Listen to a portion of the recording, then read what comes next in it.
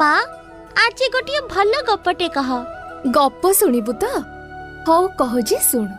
ଗୋଟେ ରାଜ୍ୟରେ ଜଣେ ରାଜା ଥିଲେ। ଥାଉ ଥାଉ, ଏଇ ଗପ ମୁଁ କେତେ ଥର ଶୁଣି ସାରିଛି। ଆଉ କଣ କିଛି ନୂଆ ଗପ ନାହିଁ? ମୁଁ ତୋ ପାଇଁ ସବୁଦିନ ନୂଆ ନୂଆ ଗପ କୋଉଠୁ ଆଣିବି କହିଲୁ? ଥାଉ ତାହେଲେ, ମୁଁ ଶୁଣିବିନି।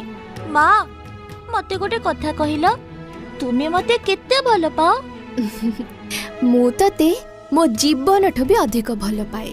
ହଉ, ଯଦି ଆମ ଘରକୁ ଜଣେ ଚୋର ଆସି କହିବ ତୁମର ସବୁ ମୁଦ୍ରା ଦିଅ, ନହେଲେ ବଳରାମକୁ ଦିଅ, ତୁମେ କଣ କରିବ? ମୁଁ ସବୁ ମୁଦ୍ରା ଦେଇଦେବି, କାରଣ ତୁ ହଉଛୁ ମୋର ସବୁଠୁ ବଡ଼ ଧନ।